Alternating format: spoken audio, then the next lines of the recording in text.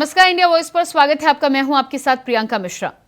कांग्रेस के donate for देश पर छत्तीसगढ़ में सियासत छिड़ गई है। जहां कांग्रेस के अभियान पर बृजमोहन अग्रवाल का बयान कांग्रेस को नागवार गुजर रहा है, तो आपको बता दें कि कांग्रेस के अभियान को लेकर बृजमोहन ने निशाना साधा है और कहा है कि अभियान को लोकमान्य तिलक के स्वराज अभियान से जोड़ कांग्रेस उन्हें अपमानित करने का काम कर रही है। साथ ही नेताओं के भ्रष्टाचार में डूबने के बाद अब जनता को लूटने की योजना बनाई गई है, जिस पर कांग्रेस ने कड़ी आपत्ति जताई है। तो आज कांग्रेस और बीजेपी की जंग पर होगी बात, लेकिन उससे पहले एक नजर इस रिपोर्ट पर। हमेशा एक ही रहा है कि पैसा आना चाहिए, वो चाहे किसी भी तरीके से आए, और कोई किल्लत नहीं है। सब नेताओं ने अपने अपने जेब भर लिए हैं और पार्टी को खाली कर दिया है। तो बृजमोहन अग्रवाल के बयान के बाद कांग्रेस नाराज है, क्योंकि बीजेपी दिग्गज को लगता है कि देश के नाम पर पार्टी के लिए चंदा इकट्ठा करने के इस अभियान को तिलक स्वराज फंड से जोड़कर कांग्रेस ने अपनी घिनौनी राजनीतिक मानसिकता का परिचय दिया है। इसलिए बृजमोहन अग्रवाल कह रहे हैं कि लोकमान्य तिलक और उनके स्वराज अभियान का अपमान करने का अधिकार कांग्रेसियों को कतई नहीं है। उन्होंने कहा कि कांग्रेस का हमेशा से यही लक्ष्य रहा है कि पैसा किसी स्थिति में आना चाहिए। ये कुछ और नहीं बल्कि कांग्रेस की लूट नीति का अभियान है। कांग्रेस का हमेशा एक ही रहा है कि पैसा आना चाहिए, वो चाहे किसी भी तरीके से आए, और कोई किल्लत नहीं है। सब नेताओं ने अपने अपने जेब भर लिए हैं और पार्टी को खाली कर दिया है, और इसलिए ये स्थिति पैदा हो रही है। कांग्रेस ने खाली सत्ता के लिए छत्तीसगढ़ में राज किया है, उन्होंने सेवा के लिए नहीं किया, और सत्ता के लिए राज किया है, और इसलिए लोग परेशान हैं, हलाकान हैं, और विधायक और पूर्व विधायकों को भी लग रहा है कि अब सरकार नहीं है तो हमारा जीवन कैसे चलेगा, और इसलिए वो कांग्रेस से भाग रहे हैं। सदस्यों का शपथ ग्रहण होना है, राज्यपाल जी का अभिभाषण होगा, उस पर चर्चा होगी, अनुपूरक बजट आएगा। तो मुझे लगता है इसमें कोई विशेष बात नहीं है। इसके बाद जब बजट सत्र होगा तब उसमें चर्चाएं होंगी। आपको बता दें कि कांग्रेस अध्यक्ष मल्लिकार्जुन खड़गे के डोनेट फॉर देश के नाम पर क्राउड फंडिंग कैंपेन लॉन्च किए जाने पर छत्तीसगढ़ में भी सियासत उफान मार रही है। वहीं बृजमोहन अग्रवाल के इस बयान को लेकर कांग्रेस ने अपनी नाराजगी का इजहार करने के साथ इस अभियान को लेकर अपना तर्क भी दिया। सुनिए क्या कुछ कहना है कांग्रेस के नेताओं का। देखिए, कांग्रेस पार्टी जनता के सहयोग से चलने वाली पार्टी है। आज़ादी के पहले भी 1920-21 में महात्मा गांधी जी ने तिलक फंड के नाम से उस समय क्राउड फंडिंग किया था आज़ादी की लड़ाई के लिए। उसी से प्रेरणा लेके कांग्रेस पार्टी ने भी पार्टी को चलाने के लिए, पार्टी को बेहतर ढंग से जनता की सेवा करने के लिए जनता से सहयोग लेने का निर्णय लिया है, जिसमें हमारी 138वीं साल चल रहा है। तो 138 रुपये हर बूथ से कम 10 मतदाताओं से हम जाके अनुरोध करेंगे कि कांग्रेस पार्टी का सहयोग करें। हमारे जो पदाधिकारी हैं वो 138 के गुणक में न्यूनतम 1380 रुपये का सहयोग पार्टी को करेंगे। खैर, छत्तीसगढ़ में सत्ता परिवर्तन हो चुका है, मगर बीजेपी हमेशा ही पूर्व की भूपेश सरकार पर छत्तीसगढ़ को कांग्रेस का एटीएम बताकर सियासी कटाक्ष करती आई है। इस बार भी नेता इस अभियान पर निशाना साध सियासी वार कर रहे हैं। Bureau report, India voice, Raipur.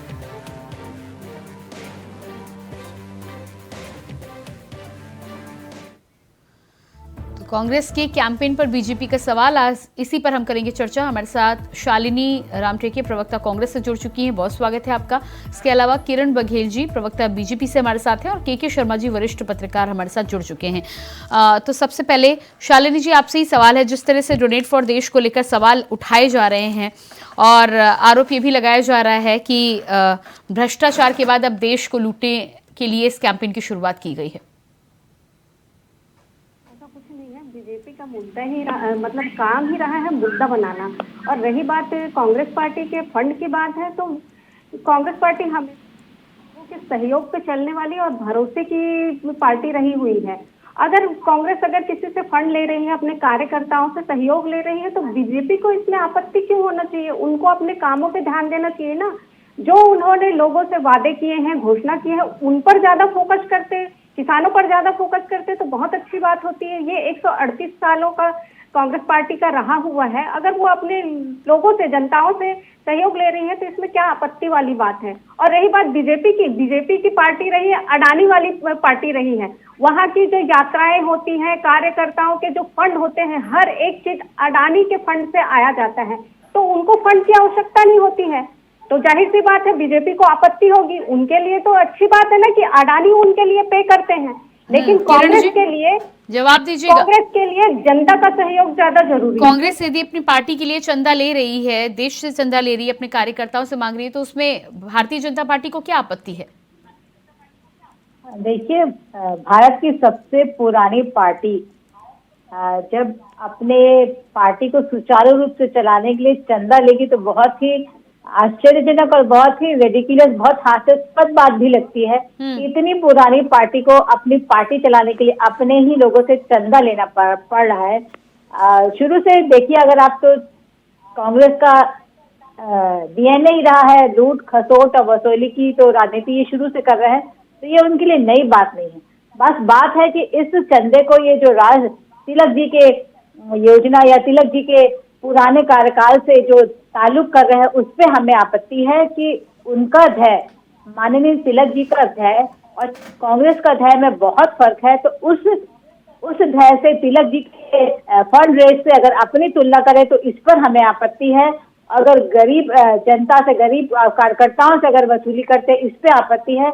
मुझे लगता है कांग्रेस को अपनी सीट खोने का मंथन करना चाहिए, चिंतन करना चाहिए, ना कि वसूली या चंदा इकट्ठा करना चाहिए। ये जो कैंपेन चलाया जा रहा है, इसमें किसी की बाध्यता नहीं है ना। जिसको जरूरत होगी वो फंड दान करेगा, जो जिसका मन नहीं होगा वो नहीं दान करेगा, तो उसमें आपको आपत्ति क्या है? और फिर कांग्रेस की बात है, कांग्रेस की बात है, बिल्कुल आपत्ति नहीं। हम तो सिर्फ ये, अगर ये प्रश्न उठ रहा है तो उसके एक क्या बोलना चाहिए, एक वक्तव्य पेश कर रहे हैं या अपना पक्ष रख रहे हैं कि इतनी पुरानी पार्टी को ऐसी क्या जरूरत पड़ गई थी कि इनको जनता के बीच में जाकर अपने कार्यकर्ताओं से वसूली या चंदा इकट्ठा करना पड़े, जबकि ये भारत की सबसे पुरानी पार्टी है। हाँ, और यही काम किया है छत्तीसगढ़ में भी, इन्होंने सिर्फ फंड रेज करने का काम किया है। जहाँ कर्नाटक वो जब इस बात की घोषणा कर रहे हैं कि कांग्रेस को फंड्स की कमी है, तो ऐसे में डोनेट फॉर देश यदि कैंपेन चला रहे हैं तो इसको मुद्दा बना के भारतीय जनता, और दूसरी बात यदि आप तिलक की करें या फिर गांधी की करें, तो भारतीय जनता पार्टी भी कई योजनाओं में पुराने कई नेताओं का नाम लेती है। इसमें सबसे बड़ी बात है, इसे इतना बड़ा मुद्दा बनाने की क्या जरूरत है छत्तीसगढ़ में? ये फर्क है। अपने पुराने नेता के नाम पे योजना चालू करना या चला रहा, वो अलग बात है, और उस पर फंड रेज करना एक अलग मुद्दा है। तो अगर ये किसी बड़े पुराने नेता का लिंक कर रहे हैं आज की अपने राजनीति से, तो इसमें बड़ी आपत्ति है कि उनका ध्येय, उनका मोटिव आजादी को लेकर फंड रेज करना था, और इन्हें अपना स्वयं का पार्टी चलाने की बात बहुत, मैं फिर एक बार कहना चाहूंगी, बहुत हास्यास्पद है। हाँ, के शर्मा जी हमारे साथ जुड़ चुके हैं। के शर्मा जी, जिस तरह से कांग्रेस का ये कैंपेन की शुरुआत हुई है और ऐसे में भारतीय जनता पार्टी के बृजमोहन अग्रवाल जी इस पर आपत्ति जता रहे हैं, और तिलक जी का नाम भी जिस तरह से स्वराज को लेकर जोड़ा जा रहा है उस पर भी आपत्ति जता रहे हैं, क्या लग रहा है उनको कि इस कैंपेन से दिक्कत है या तिलक जी का नाम साथ लेने से दिक्कत है, या इस बात से दिक्कत है कि कहीं ऐसा तो नहीं कि इस नाम की वजह से जनता साथ आएगी? देखिए प्रियंका जी, इसमें दो विषय है। जैसे पार्टी चलाने के लिए पैसे की आवश्यकता होती है, इसके लिए इलेक्टोरल बॉन्ड भी जारी किया जाता है, 2017-18 से शुरू हुआ था, और अभी जो है ये क्राउड फंडिंग की बात आ रही है। तो इलेक्टोरल फंड की भी बात करेंगे। जो बॉन्ड जारी हुआ था उसमें 10,000 करोड़ यदि 5 साल में राजनीतिक दलों को प्राप्त होते हैं, उसमें से आधी से ज्यादा राशि भाजपा को 5,271 करोड़ रुपए यदि भाजपा को प्राप्त होता है, और कांग्रेस को मात्र 952 करोड़ रुपए प्राप्त होता है। तो इसका तात्पर्य है कि सबसे बड़ा सवाल तो ये कि सत्ताधारी को अधिक राशि क्यों मिलती है। दूसरा चीज है, जो दान जो है राजनीतिक दल लेते हैं वो गुप्त दान क्यों हो, उसको पारदर्शिता के साथ उजागर किया जाए किसने कितनी राशि दी है। इसका तात्पर्य है चुनावी खर्च बढ़ते जाना। पीछे जाएंगे तो चुनावी खर्च बढ़ते जा रहे हैं। छत्तीसगढ़ में 38 करोड़ रुपए का लगभग उसमें नगद राशि, शराब और विभिन्न प्रकार की सामग्री, सोने चांदी ये सब जब्ती की गई चुनाव आयोग के निर्देशन में। तो इसका तात्पर्य यह है कि खर्चा जितना 40 लाख रुपए विधानसभा का, यदि 90 लाख रुपए लोकसभा का खर्च की सीमा तय की गई है, क्या उस सीमा में चुनाव लड़ा जा रहा है, ये एक बड़ा सवाल है। दूसरी चीज ये है कि यदि इसके माध्यम से कांग्रेस निश्चित रूप से राजनीतिक रूप से चंदा इकट्ठा कर सकती है, उसका अधिकार है, लेकिन इसके साथ ही साथ जो है इस पैसे के लिए कार्यकर्ताओं के साथ, मुझे लगता है कार्यकर्ता तक ही सीमित नहीं है, ये आम लोग जो कांग्रेस की विचारधारा से जुड़े हुए लोग हैं, उसमें उद्योगपति भी हो सकते हैं, एक सामान्य काम करने वाला मजदूर वर्ग का भी हो सकता है जो इसमें राशि का अपना अंशदान दे सकता है। तो ये राशि के माध्यम से महत्वपूर्ण सवाल यह है कि चुनावी खर्च को कैसे मैनेज किया जाए, इसको कम से कम खर्च कैसे हो, इसके लिए देखेंगे बीच में चर्चा भी आई थी कि चुनाव आयोग क्या एक चुनाव खर्च के लिए राशि दे, ऐसा प्रावधान किया जाए। चुनाव खर्च यदि कम होगा तो आम लोग ज्यादा से ज्यादा चुनाव लड़ पाएंगे और जनता के पास एक बेहतर विकल्प आएगा। एक पैसे वाला ही चुनाव लड़ेगा, इसकी नहीं आ रहा है। छत्तीसगढ़ में एक दो उदाहरण अभी के चुनाव चुकी हुआ है, तो यहाँ पे एक मजदूर को टिकट दी भाजपा ने, उसको आम लोगों ने चंदा दिया, पार्टी की ओर से जो आया होगा वो अलग विषय की क्या स्थिति, आम लोगों ने उसको चंदा दिया। साझा में आप जानते हैं जिसके पुत्र की हत्या हो गई थी, उसके बाद ईश्वर साहु को टिकट मिला और वो कद्दावर मंत्री रविंद्र चौबे को हराने में सफल हुए। एक दूसरी अनुज शर्मा एक हीरो है, पद्मश्री प्राप्त कलाकार है छत्तीसगढ़ी फिल्मों के, उनके भी दोस्त यारों ने चंदा दिया। ये बात सामने आई कि चंदा के आधार पर उन्होंने चुनाव, इसका तात्पर्य यह है कि जन भावना जुड़ जाती है उस पार्टी, उस प्रत्याशी के प्रति। तो कांग्रेस को एक लाभ होगा, इसके माध्यम से जनता के बीच जाएंगे, जनता से जुड़ाव होगा, जनता के विचार और भावनाएं वो कांग्रेस के नेताओं तक पहुंचे। बीजेपी का कहना है कि उन्हें कैंपेन से आपत्ति नहीं है, उन्हें तिलक जी का नाम इस्तेमाल करने से आपत्ति है। देखिए तिलक जी का नाम जो तो एक लाइन इनका ये है, उस समय सहयोग आंदोलन चलाना था, राष्ट्र को स्वतंत्रता वाली बात की, देश की एकजुटता की बात की, 1 करोड़ रुपया राशि तय किया गया था, हमको इतनी राशि एकत्र करना है, एक लक्ष्य लेके चल रहे थे। अभी लक्ष्य जितनी राशि आ जाए मुझे ख्याल नहीं है कि कांग्रेस के पास कोई तय हो कि हमको इतनी राशि हो। कल राहुल गांधी ने पूछा भी, ये कहा गया कि जो हमारे पास है, जो हमारा लक्ष्य है उससे अधिक आएगा, ये उम्मीद है। ये कोषाध्यक्ष ने, अजय माकन ने ये जानकारी दी राहुल गांधी जी को। तो इसका तात्पर्य यह है कि चुनावी खर्च को कैसे सीमित की जाए और जनता बिना लालच और बिना भय के कैसे मतदान करे, इसका आधार यदि हम इसमें जाएंगे तो मुझे लगता है कि राजनीतिक दल, सत्ताधारी दल के बाद क्यों उसको जरूरत नहीं पड़ती चुनावी फंड की, क्यों कांग्रेस विपक्ष में है या 3 राज्यों तक सीमित है तो उसको इसकी आवश्यकता पड़ रही है। ये तमाम विषय है राजनीति के आम लोगों को विचार करने के लिए। जी बिल्कुल। शालिनी जी, तो जिस तरह से यहाँ पर सवाल उठाया गया है कि क्यों कांग्रेस को जरूरत पड़ रही है, उस पर क्या कहना चाहेंगे आप? आगामी चुनाव है 2-3 महीने बाद, तो जाहिर सी बात है फंडिंग की आवश्यकता होगी। और मैंने पहले ही कहा था कि कांग्रेस पार्टी जो है जनता के सहयोग से चलने वाली पार्टी है, तो सहयोग से ही फंडिंग की आवश्यकता होती है भाई। तो जाहिर सी बात है आगामी चुनाव के लिए फंडिंग की आवश्यकता है, तो लोगों से रिक्वेस्ट किया गया है, ना कि उनसे जोर जबरदस्ती किया गया है कि आप दीजिए, आपको देना अनिवार्य है। लेकिन कांग्रेस की कैंपेन की यदि बात करें तो कांग्रेस के डोनेट फॉर देश कैंपेन अपने आप जिस तरह से शुरुआत की गई थी, उसमें तिलक जी, लोकमान्य तिलक का नाम जोड़ने से क्या लगता है आपको कि जनता से जुड़ाव अधिक होगा और जनता कहीं ना कहीं ज्यादा ये नाम अभी नहीं जुड़ा है, ये नाम सन 1921 से जुड़ा हुआ है। आप अगर इतिहास देखेंगे ना तो 1921 से उनका नाम जोड़ा गया था, तो अभी तक वो चलता आया है। और अभी मेरे ख्याल से, मेरे को नहीं लगता कि रिसेंट में उनका नाम जोड़ा गया है, तो शायद बीजेपी को ये जानने की आवश्यकता है कि 1921 में उनका नाम लिया गया था और तब से ये फंड चला आ रहा है। किरण जी जवाब दीजिएगा। ठीक है प्रियंका जी, अभी शालिनी जी कह रही थी पार्टी चलाने के लिए, चुनाव लड़ने के लिए फंड की आवश्यकता होती है या है। तो अभी कुछ दिन पहले राहुल गांधी जी ने भारत यात्रा शुरू की थी, उसमें मुझे लगता है लाखों करोड़ फंड का जाया हुआ है। और कुछ दिन बाद फिर राहुल गांधी जी पुनः अपनी भारत जोड़ो यात्रा चालू करने वाले हैं। तो मैं शालिनी जी के माध्यम से उनसे अनुरोध करूंगी, जब आपके पार्टी का खर्चा और चुनाव खर्चा नहीं निकल पा रहा है तो कृपया इस आने वाले यात्रा को रोक दें और आत्ममंथन करे कि इनका सुपड़ा धीरे धीरे आप नहीं होती है, ये बोलने वाली है, ये तय करने वाली कि हमको यात्रा करना है या नहीं करना है। हमको फंड की आवश्यकता है, हमने अपने कार्यकर्ताओं से, हमने अपने पदाधिकारियों से निवेदन किया है, हमने आपकी पार्टी से या आपके कार्यकर्ताओं से निवेदन नहीं किया है। हम तो अपनी यात्रा करेंगे और लगातार करेंगे अपनी यात्रा। अगर आपको आपत्ति है, आपको मुद्दा बनाना है, आप बिल्कुल बनाइए, आप क्राउड फंड की बात करें, हमको कोई आपत्ति नहीं है। आपके मुद्दे बनाने से उतर चुकी है, पहले ही बोल रहे हैं, हमने जब जाहिर होकर ये फंड चलाया है, बनाने वाले नहीं है। और अभी तो सिर्फ 3 राज्य से इनका कपड़ा साफ हुआ है, पदाधिकारियों से निवेदन कर रहे हैं, भारत से इनका कपड़ा साफ होने वाला है। जिस पार्टी पे भरोसा कर रही है, जिन लोग भरोसा कर रहे हैं, हम उनसे निवेदन कर रहे हैं, आपसे निवेदन नहीं कर रहे हैं। और आपके पास क्या प्रूफ है कि राहुल गांधी जी के पद यात्रा से लाखों करोड़ों के खर्च हो रहे हैं? आप देखने गई थी, उसका बजट आपने तैयार किया है? बयान को देखिए शालिनी जी, वो एक टी-शर्ट में लोगों को हैं, वो एक जैकेट में घूमते हैं, कितना खर्च हो रहा है। वहाँ के लोगों ने वहाँ पे लंगर लगाया है, जहाँ जहाँ पे पद यात्रा। सुनिए, अगर आपको नॉलेज की आपको बता देती हूँ, फंड को जानकारी में दे देती हूँ, आपके दिमाग में डाल देती हूँ। गाँव पे जहाँ पे पद यात्रा रुकी है ना, वहाँ के लोगों ने लंगर लगाया है और खाना खिलवाया है। उन्होंने बीजेपी पार्टी से डोनेशन नहीं लिया है, उन्होंने अडानी जी से निवेदन नहीं किया है कि आइए हमारी पार्टी को डोनेशन दीजिए करके। नहीं, लेकिन शालिनी जी, एक तरफ आप अडानी जी का नाम लेते हैं, दूसरी तरफ कांग्रेस के तमाम बड़े नेताओं के नाम जिस तरह से करप्शन में सजा भी झेल चुके हैं और करप्शन में अंदर आए हैं, तो क्या उनके द्वारा पार्टी को कोई सहयोग नहीं मिलता जो आपको देश के लिए, देश के साथ अब डोनेट फॉर देश अभियान चलाने की जरूरत पड़ रही है? मैं बताती हूँ प्रियंका, क्योंकि हजारों करोड़ का घोटाला आपकी पार्टी में तमाम लोगों ने दिया, जिसकी सजा भी भुगत चुके हैं। का जो घोटाला का जो इल्जाम भी लगाया है, उन्होंने मीडिया के सामने आके बयान दिया है। जिस सांसद का इन्होंने नाम लिया है ना, अगर वो कहीं पर भी गुनाहगार होते ना, तो वो मीडिया के सामने आके अपना बयान नहीं देते।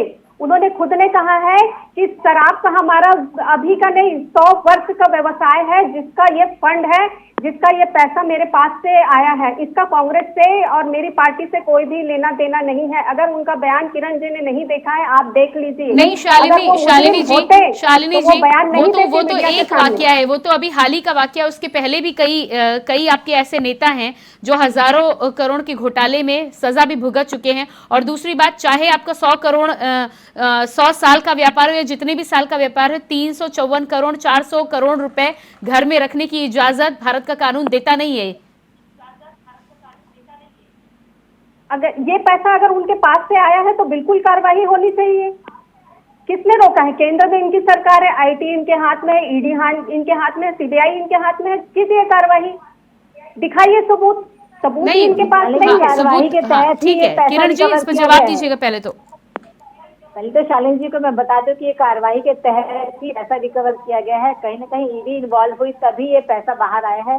और आप देख सकते हैं शालिनी जी कितनी बड़ी रकम है। छत्तीसगढ़ में भी कुछ दिन पहले 2000 करोड़ का शराब घोटाला हुआ था, वो भी कहीं ना कहीं अन्य राज्य में होने वाले चुनाव में उपयोग किया गया है। तो कुल मिलाकर मैं कह रही हूँ कि अब कांग्रेस वसूली पे उतर आई है और जहाँ जहाँ इनकी सरकारें बनी है वहां से लूट खसोट चल रहा है। के शर्मा जी, कांग्रेस की यदि हम बात करें तो कांग्रेस के तमाम बड़े नेताओं की बात, धीरज साहू की बात अगर मैं छोड़ भी दूं तो इससे पहले भी कई ऐसे नेता हैं जिनका नाम घोटालों में सामने आया है। तो क्या जिस तरह से भारतीय जनता पार्टी ये आरोप लगा रही है कि भ्रष्टाचार में डूबने के बाद अब जनता को लूटने का काम किया जा रहा है, इस बात में सच्चाई है? देखिए, भ्रष्टाचार के मामले में कार्रवाई को छत्तीसगढ़ में चुनाव के पहले जितने ईडी की कार्रवाई हुई, चाहे शराब को लेकर के हो, चाहे कोयला को लेकर के हो, चाहे सत्ता को लेकर के हो, इसमें अभी तक कार्रवाई का इंतजार है। न्यायालय में चालान पुटअप होगा, न्यायालयीन कार्रवाई। मतदाताओं को कहीं न कहीं अपना फैसला कर दिया है कि इसमें कहीं न कहीं गड़बड़ी की बात है, क्योंकि भ्रष्टाचार भी एक विषय था। लेकिन अभी न्यायालय में आरोपी तय होना बाकी है। ये दो प्रकार के, एक जनता की अदालत और दूसरा कानूनी अदालत, तो वहां पे अभी फैसला भी होना बाकी है। एक दूसरी चीज है कि इसमें भ्रष्टाचार एक विषय है, राजनीतिक रूप से चुनाव में काले धन का उपयोग यदि बंद होता है तो मुझे लगता है कि इसके आधार पर जो चुनावी खर्च पर रोक लगने के साथ साथ जो कोर्ट ने पूछा है, सुप्रीम कोर्ट ने स्पष्ट पूछा है, काले ये है कि चंदा लेने वाले की पहचान गुप्त रखने पर उन्होंने सवाल उठाया है। दूसरी चीज ये है कि सत्ताधारी दल को अधिक चंदा क्यों मिलता है, इसी से सब कुछ क्लियर हो जाता है। क्या कोई लाभ उठाने के लिए बिना लाभ के चंदा बड़ी राशि की देने की बात कर रहा हूँ? जनता, आम जनता जो भावनात्मक रूप से जो जुड़ी हुई है कांग्रेस से या भाजपा से, किसी अन्य दल से, उनकी ओर से राशि देना, चंदा निश्चित रूप से लिया जाना चाहिए। राजनीतिक रूप से यदि पारदर्शिता और ईमानदारी से यदि राजनीतिक दल चले और चुनाव में जनता और मतदाता के साथ साथ चाहे राजनीतिक कुछ प्रत्याशी है वो ईमानदारी से यदि इसमें चुनाव में भाग लेंगे, मुझे लगता है लोकतंत्र के लिए एक बेहतर परिणाम सामने आएगा और एक अच्छे जनप्रतिनिधि हम चुन पाएंगे। इसके लिए निश्चित है कि चुनावी खर्च को रोकना एक बड़ा लगता है, जिसके चलते तमाम भ्रष्टाचार की बात होती है। छत्तीसगढ़ में एटीएम का आरोप लगा, सरकार बदल गई, अभी कार्रवाई का इंतजार है। किस प्रकार से भ्रष्टाचार के लिए आयोग गठित करने की बात कही गई है। क्या के शर्मा जी, क्या आपको ये भी लगता है कि 3 राज्यों में कहीं ना कहीं नतीजे आने के बाद ये फैसला लिया गया है?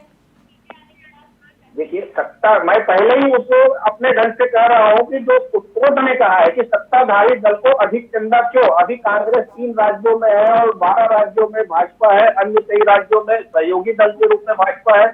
तो क्या उनको चुनाव लड़ने के लिए चंदा से कोई पारदर्शिता है कि किसकी राशि कितने पास है, कहाँ से चंदा मिल रहा है? ये पारदर्शिता की बात है। जो चुनाव आयोग खर्च की सीमा तय की है, क्या उसके भीतर चुनाव लड़ा जाता है कि उससे अधिक राशि खर्च हो रहा है?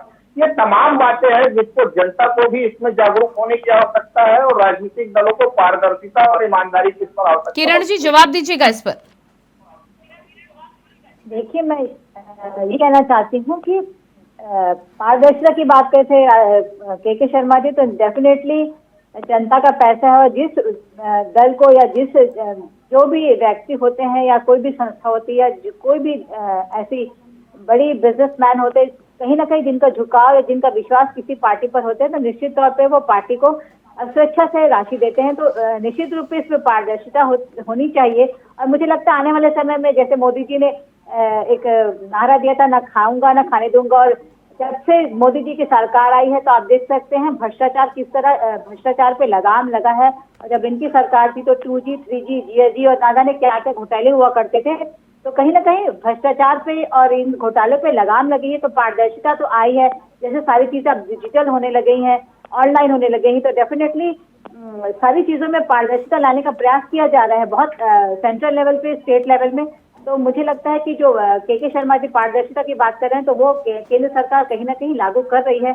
और जनता के बीच में और जनता के सामने जो भी चीजें होंगी, चाहे वो ट्रांजैक्शन की बात हो या पार्टी में पैसे देने की बात हो या इलेक्ट्रल बॉन्डिंग की बात हो, मुझे लगता है पारदर्शिता धीरे धीरे भाजपा सरकार जनता के बीच में ला रही है और ये बहुत वाजिब है। शालिनी जी, कहीं ना कहीं चंदे पर पारदर्शिता को लेकर क्या कहना है आपका? हाँ, ये सही बात है। जिस पार्टी का, जिस कार्यकर्ता का जिस पार्टी को झुकाव होगा, वो जाहिर सी बात है अपना सहयोग देगा उस पार्टी को। तो इसमें पारदर्शिता वाली बात है। और जो जिस पार्टी के लिए झुकाव है, जिस पार्टी से प्रेम करते हैं, भाई जाहिर सी बात है उसको अपना सहयोग देगा। ठीक है। आपके कैंपेन में इस बात का ख्याल रखा गया है क्या?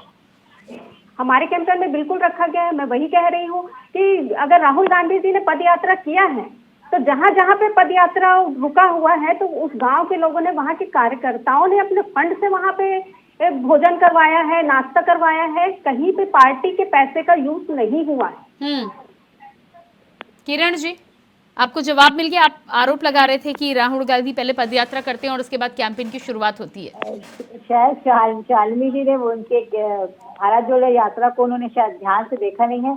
आप देखने की बात कर रहे हो, मैं खुद गई हूँ वहाँ पे, कितने लोगों के नाम वो लगे थे और उनके वैन, उनके जो कैरावैन होते हैं वो सब आपने देखा होता शालिनी जी। तो किस 5 स्टार लेवल की उनकी कितनी व्यवस्था होती है और किस प्रकार लोगों का हुजूम रहता है और किस प्रकार उस क्राउड को नियंत्रण करने की कोशिश की जाती है, उसके पीछे कितनी संसाधन का उपयोग किया जाता है। शायद आप उससे अनजान है, इसलिए आप इस बात को कह रही हैं। अरे किरण जी, आप जिनकी बात कर रहे हैं ना, वो राजघराने के राहुल गांधी जी के, वो राजघराने के हैं, वो अपने खर्चे पे चलने वाला व्यक्ति है। काफी फंड अपने आप में फंड की आवश्यकता नहीं है, इकट्ठा हो जाएगा, जो कि मुझे लगता है आगे लोकसभा चुनाव होने वाले चुनाव में आपके लिए बहुत सहयोग रहेगा।